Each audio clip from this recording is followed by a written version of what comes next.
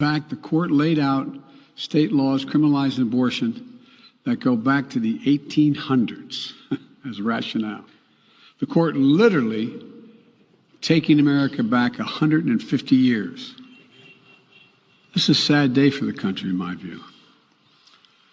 But it doesn't mean the fight's over. Let me be very clear and unambiguous. The only way we can secure a woman's right to choose, the balance that existed, is for Congress to restore the protections of Roe v. Wade as federal law. No executive action from the president can do that. And if Congress, as it appears, lacks the votes to do that now, voters need to make their voices heard. I want to welcome you to a special edition of Tipping Point today, and I've got a very special guest with me. Let me just say we're going to talk about some of the things that are happening right now in Russia, the Ukraine, Israel, Iran, those types of things. And so this is a special program. But Pastor Mark Biltz, he is someone that I have read and listened to for many years. He discovered the blood moons, and we're going to do a show about the blood moons and eclipses and things like that at a later date. But this is a man very well traveled, very well respected around the world. He is the founder of El Shaddai Ministries in Washington State. He is just extremely proficient in Hebrew, in the Jewish culture, and I'm honored today to have him to join me here on Tipping Point. Bless you, Pastor. Thank you for joining me. Oh, thank you so much, Pastor Evans. I'm always honored to be on your program. Well, last time you were with us, there was a buzz on our Tipping Point community because everybody loved your teaching. And I heard a teaching that you did in this program today is based off a teaching you did on the Lord soon return. And it's just fantastic. And so let me just kind of give a disclaimer at the beginning here. Now, you're going to talk about the Shemitah cycle. Last time you were with us, you talked about the Shemitah cycle, but it's going to go way past the Shemitah cycle. And you're going to hear about Jubilee and what the significance of this year is. You see all the things happening in the world. This is a very significant year. You're going to hear Pastor Mark talk about that. But let me, first of all, just start by asking, what is your perspective on what is happening right now on Russia and Ukraine related to Bible prophecy? Wow. I mean, a lot of people I've been heard talking about, could this be the beginning of a Gog-Magog type of war? But I tell you, Pastor Evans, I think this is huge, what's going on. I have, in our congregation, we have people from so many ethnic groups. I mean, we have Russians and Chinese and South Americans and Hispanics, and we even translate live into Russian. And I talked to our translator, and he said his mom is Russian and his dad is Ukrainian. Wow. And, they're brothers and sisters, they say. And so you see a lot of the confusion that's going on in this war is that it really is, brothers against sisters almost.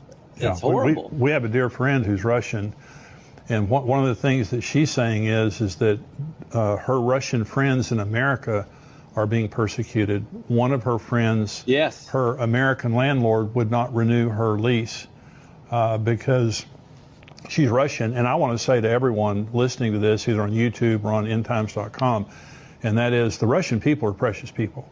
Exactly. You can't blame this on the Russian people. There are protests going on all over Russia right now because of what Putin's doing. He does not represent his people any more than the Iranian mullahs and their government represents the Iranian people. The Iranian people are precious. The Persian people are precious.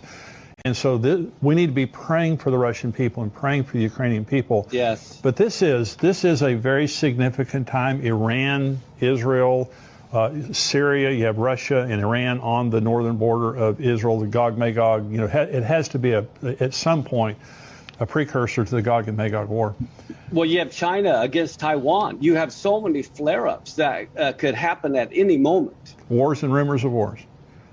Exactly. Just like Jesus said. Well, I want to get into your teaching, the Lord soon return, and my response when I was listening to your full teaching yesterday was just excitement beyond belief. You don't set dates in this teaching, right, but you certainly excited me about the significance of this year. But just start at the beginning and tell us why you believe the Lord is returning soon. Well, first off, we have to understand the seasons of the Lord. We know in Genesis 1:14 where God said, let there be lights in the heavens, and let them be for number one. The number one reason was signs. And then it said seasons. Well, because the English is so bad, we think that represents winter, spring, summer, or fall. But it typically means, or really means, something when you think of the rainy season or the hurricane season. Everyone knows there's different times of year when there's going to be tornadoes. Well, God wanted us to know the seasons when he will intersect with human history. And so that's what's huge. That word for seasons is moed, and it really means a divine appointment. It's referring to the biblical calendar. You can only have a solar eclipse on a new moon. You can only have a lunar eclipse on a full moon. So when God created the sun and the moon for signs, referring to eclipses, and for seasons, he's referring specifically to the biblical calendar, which is why Passover and the Feast of Tabernacles were both on full moons. This is why Rosh Hashanah is on a new moon. This is why every biblical month begins on a new moon. So God could use that calendar through the eclipses to communicate to Israel when he is going to be intersecting human history in some way. Oh, well, so you talk about, how everything is moving toward the Jesus returning and holding us into account. You talked about Zechariah 11, all the nations coming and worshiping before the Lord and things like that. Right. Well, see, Zechariah 14 in particular, I think everyone is familiar with in verse 6, where it talks about it'll come to pass of all the nations that are left that came against Jerusalem every year have to come up to worship the king. And look at this. It specifically says 3 times on the Feast of Tabernacles. Why on the Feast of Tabernacles was that the appointed time? Well, one of the reasons why in Hebrew, the very same word for full moon is also the same word for throne. So God, can you imagine? God is sitting on his throne. You've got this full moon behind him. And when it is eclipsed, that is huge. But this is why Feast of Tabernacles, a full moon, is when every nation has to come before his throne and worship him. So even Proverbs now talks about the Lord returning on a full moon. Is that correct? Yes, and this is what is so unbelievable. Most people don't think of Proverbs as being a prophecy, but Proverbs 7 is one of the most incredible prophetic chapters in the Bible. It says in Proverbs 7:19, and let me preface that with this. In the Gospels, there are parables about Jesus being the good man of the house. There are also parables where he's given talents or money to people, and it says he's gone on a long journey. So we know from the Gospels that Messiah is gone on a long journey, as well that he is the good man of the house. Well, look at Proverbs 7, verse 19 and 20. It talks about this foolish man who's going down by the harlot street. Proverbs 7 is all about the tribulation. You have the harlot of Revelation. You have it being a dark night. And here this foolish man is going the way of her house. And she's trying to seduce him. And Proverbs 7, 19 and 20, even Satan knows the feasts of the Lord. Look at what he says. This harlot says, the good man of the house is not at home. He's gone on a long journey. He's taken a bag of money with him. He's coming back on the day appointed. Well, what's amazing, you go back to look at that in another translation, the Jewish translation. It says in Proverbs 7:20, he's taken the bag of money with him and he's coming home at the full moon. Wow. And so that day appointed refers to the festivals, and it refers specifically to the Feast of Tabernacles, which also refers to the word throw. They're the same Hebrew word.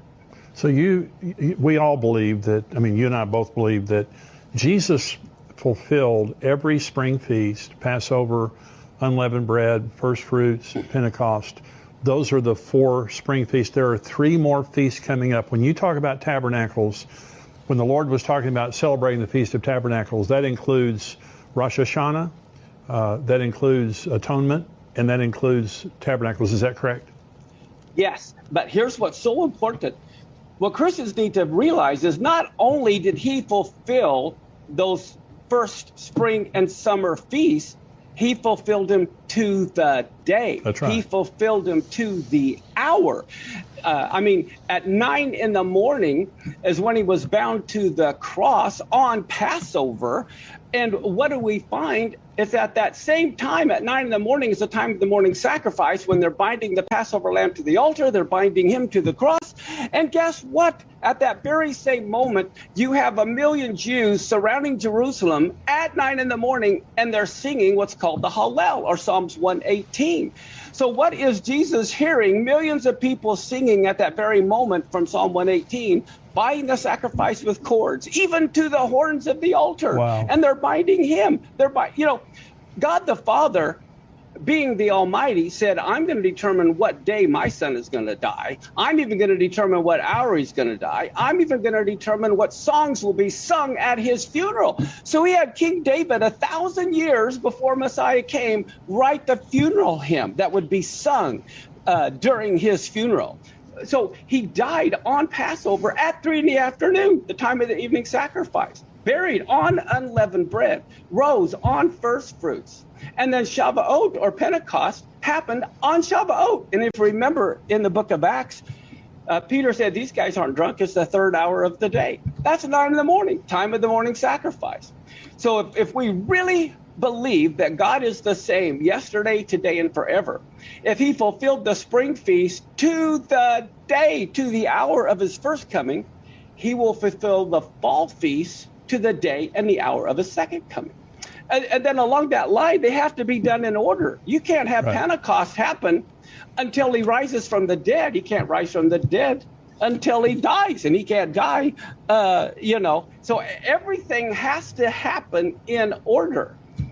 He's got to die, he's got to be buried, he's got to rise, and then Shavuot. So the Feast of Trumpets is the next feast to be fulfilled, followed by Yom Kippur and then Sukkot.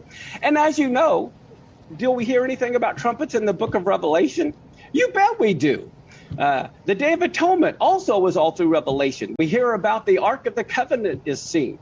And then, of course, the Feast of Tabernacles, God tabernacles among men for 1,000 years. So we have to understand the prophetic time clock and season, just like there's hurricane season. The 7th month, this coming September, October, is the season for the Messiah's coming. Well, talk about that. I mean, that's the most exciting thing in the world to me. Talk about the significance of this year. I know this is a Shemitah year, and you proved that very clearly. It's huge. And then also Jubilee. Talk about that.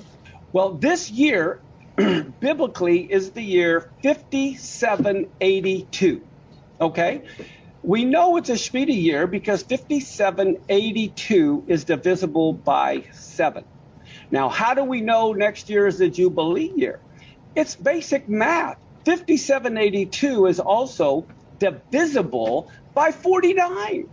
And so that being the case, this next year is like a trifecta. I mean, this is huge. We have Rosh Hashanah, beginning the first year of a 7-year cycle.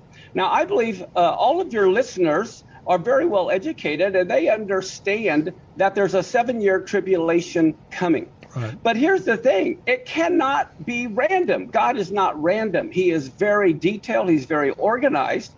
And Daniel was Jewish. And the whole reason they went into captivity was because they hadn't been keeping the Shemitah cycle. And so here, this year is the beginning of a new 7-year cycle. I don't believe the tribulation can start any moment, any day. The tribulation, because it is a Shemitah year cycle, has to begin the first year of a 7-year cycle. So that means, and like you said, I'm not setting dates, but what I am saying is this fall definitely begins a new 7-year cycle. So if the tribulation does not begin this year, it can't begin for 7 more years. So we have to understand that. But then the fact that this is the beginning of a new 7-year cycle, according to the season of the Lord, that is huge.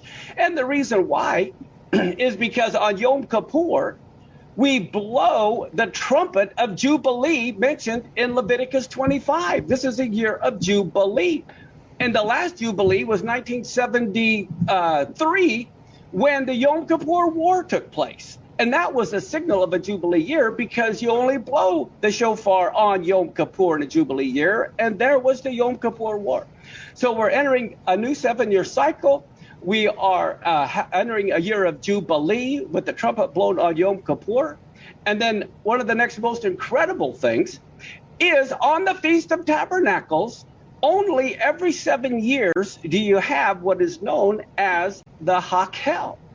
And so the Hakel is when the king of Israel is the one who had the responsibility to gather everyone together to hear the Torah. This is from Deuteronomy chapter 31, verse 10 through 12. Listen to this. Moses commanded them, saying, at the end of every 7 years, in the solemnity of the year of release, in the Feast of Tabernacles, this is when all of Israel has to appear before the Lord in the place that he will choose. And so to me, this is one of the most exciting sermons I think I've ever taught in over 20 years that I've had El Shaddai, that I want people to be aware of the importance of this season, because it is the first year of a Shemitah cycle. This is the season for the tribulation to begin, but it's also the year of Jubilee. It's also the time of the Hakel when the children of the Lord appear before him. He's the king of Israel, is the only one who had the authority to gather everyone together to hear him read God's laws. And so you believe that the first year of the Shemitah cycle is the most important year, is that right? Every year. And then that's 7 times every year is Rosh Hashanah, which is very important. At the end of 7 years, that is huge because that begins a new 7-year cycle.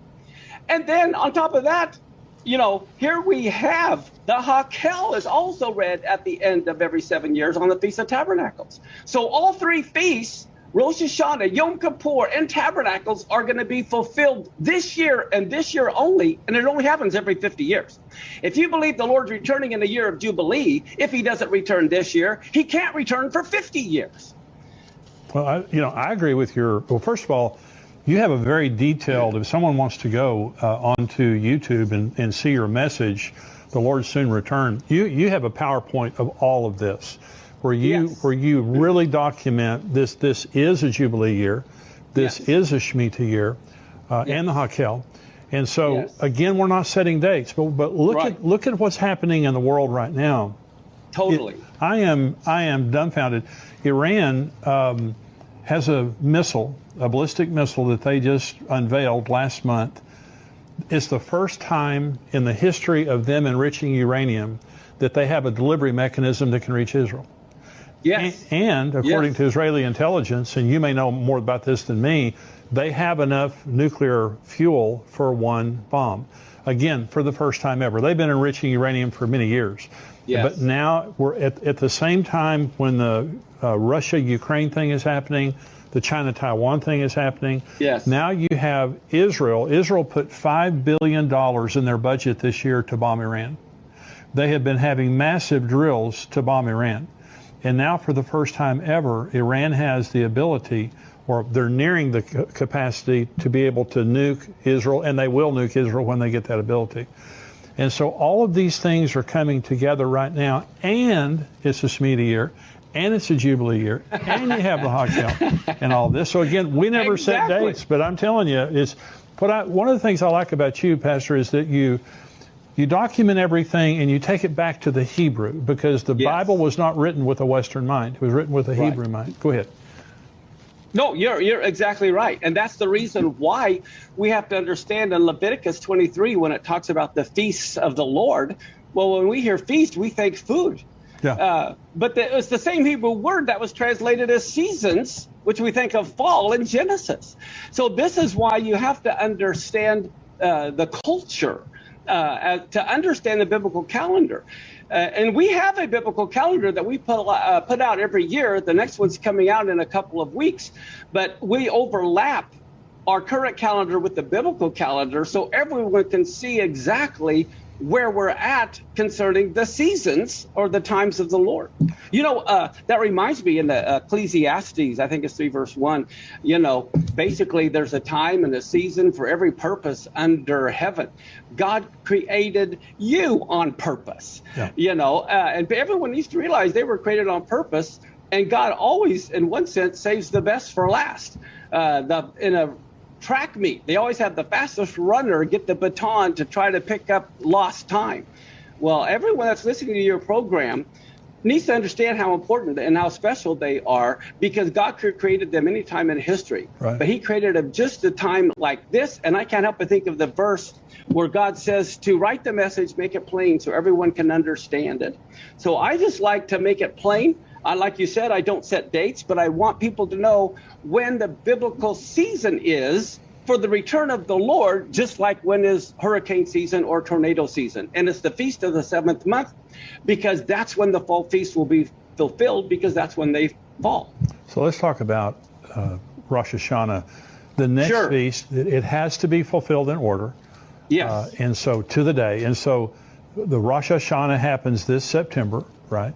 Yes. And so what do you think there, and you understand the significance, all of the symbolisms of Rosh Hashanah. Why do you believe that Rosh Hashanah is the rapture? Why do you associate those two? I associate the Rosh Hashanah with the resurrection of the dead for multiple reasons. One of them is in Daniel, where it talks about those who sleep in the dust of the earth shall awake. Well, the Hebrew word Rosh Hashanah is biblically known as Yom Teruah. Right. And Teruah basically means a shout, like if someone shouts to wake you up. It resembles an alarm. And so Yom Teruah is the day to awaken those who are asleep. It's also a 2-day feast, so no one knows the day or the hour it would begin. Everyone knows when the full moon is, when you start with the new moon, but no one knows for sure when the new moon is.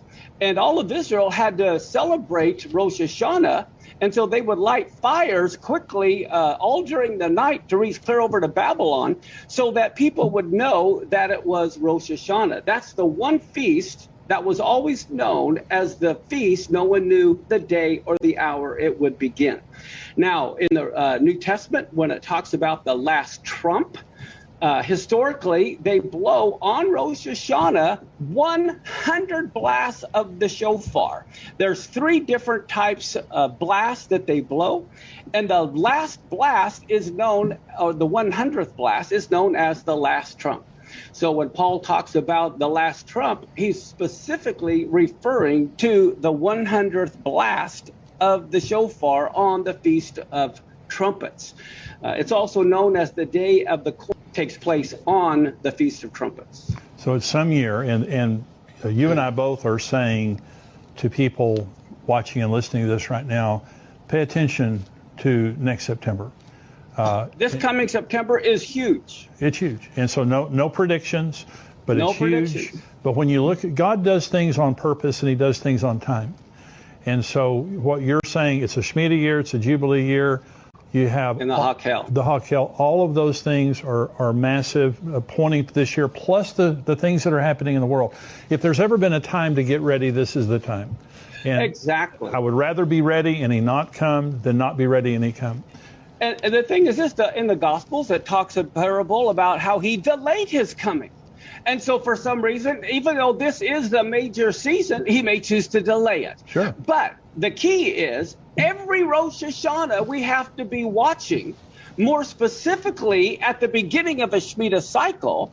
Now, when people talk about not knowing the day of the hour, my question is, are you talking about we don't know the day of the hour of the rapture, or we don't know the day of the hour when the tribulation begins, or we don't know the day of the hour when the Antichrist is revealed, or we don't know the day of the hour of the two witnesses? So which one does that apply to? I don't think it applies to everything. We're supposed to be done with our head in the sand like an ostrich. Right. I really believe, beyond a shadow of a doubt, the tribulation has to begin on Rosh Hashanah some year. So if it does, I'm not talking about the resurrection of the dead being this year, it could happen. But I really believe there's a good chance the tribulation could begin this year. If it doesn't, it might be, 7 years from now. Right. So talk about, for just a minute, atonement, the Feast of Atonement. 10 days after Rosh Hashanah, you have the Feast of Atonement. When do you think that is going to be fulfilled? Well, that's such a good point. I'm so glad you asked that, because even when you think of the Feast of Trumpets, the problem with our Western culture, we see prophecy as a checklist. It's fulfilled, it won't happen again. That's not true biblically. Hebraically, if it's happened before, it will definitely happen again, but in another way. For example, we have 7 trumpets in the book of Revelation. Maybe each trumpet is blown each year on Rosh Hashanah is the next trumpet blown. And so I believe the tribulation has to begin, because that's to be done in order. Yom Kippur is specifically for the nation of Israel. It's not for the nations. It's for Israel. It was their day of atonement, because as priests, they were to atone for themselves first. The Feast of Tabernacles is known as the Feast of Nations, when they would kill 70 bulls for the 70 nations mentioned in Genesis. Many of the sages said if the nations would have only known what they were doing, I mean, the devil was pretty smart, telling the nations to destroy the very place God was using to make atonement for them. Wow. But they said the sages say it would have been smarter if the nations would have put their armies around the temple to protect it. So I believe the Day of Atonement is the next thing to be fulfilled after Rosh Hashanah, which is when Israel will realize that Jesus is the Messiah, their Messiah in particular. Right. And I think it's fascinating, in the book of Revelations, you see everyone on white horses wearing white coming back.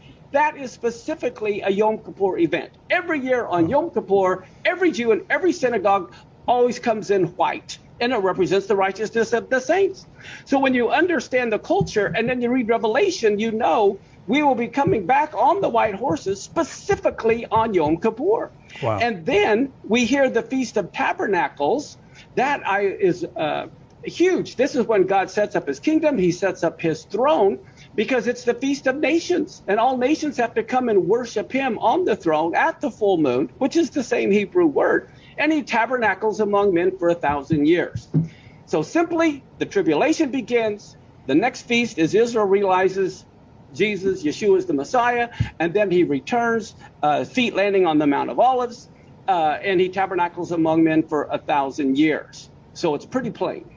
Well, I think it's fascinating. So you've got the book, and you're going to join me on another program. You have the book Blood Moons. You are the Yes. one now that discovered the blood moons, the tetrad of blood moons that we've seen. Yes. Miraculously, when Joel talks about the moon turning to blood, the sun not giving its light. Yes. Now there are some eclipses that are coming up that you're going to join me in a future program, and we're going to talk about the significance of these eclipses, because as you have pointed out in your book Blood Moons, God communicates to us through the sun, moon, and stars. That's when he communicates the appointed times. That's why he had the appointed times based when you would have eclipses. So you've got some significant eclipses that are coming up that we're going to be talking about.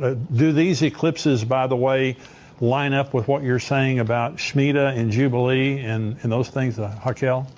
Yeah, what's amazing is this. Do you remember the big solar eclipse that went from the northwest all the way down through Florida? Yes. That was in 2017. Right. Exactly 7 years later, putting it right at the middle of this next Shemitah cycle in 2024. Did I talk about the other eclipse coming in 2024 in the last program? I don't think so. Oh my gosh, you've got to, this is incredible. The other one goes from the south to the northeast for like almost a first time in history do these eclipses intersect at a very significant place, Pastor Jimmy. This eclipse intersects in southern Illinois, okay? And guess what? The area of southern Illinois is called Little Egypt. Oh, gosh. And the cities around it, they have cities around it called Cairo, Thebes, Karnak. Their Southeastern Illinois College has a pyramid and the falcon god as their mascot. Oh, God. And this eclipse takes place on Nisan 1, the very day that the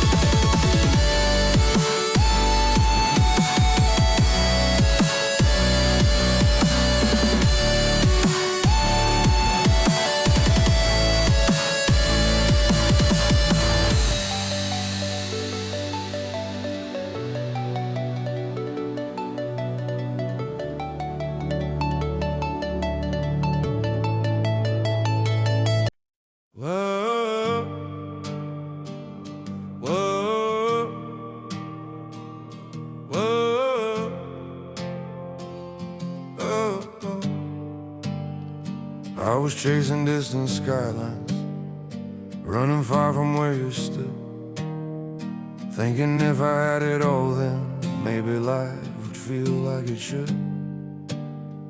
Every road kept pulling forward, Every dream was somewhere new, but I never saw the pieces were all leading back to you. I tried to hold the whole wide world, every star, every view, but every piece I ever found was just another part of you. Every step, every mile, every dream I thought I knew led me back to where you are. My whole world was you. All the things I thought I needed started fading one by one, when I saw that all my reasons ended where we'd begun. I tried to hold the whole wide world, every star, every view, but every piece I ever found was just another part of you. Every step, every mile, every dream I thought I knew led me back to where you are. My whole world was you. If I had just turned around sooner, I would have seen it clear. Everything I ever searched for was already right here. I don't need the whole wide world, I don't need a sky so blue. Every piece of life I want is already in you. Every road now feels like home, every dream has come in view. I was lost until I found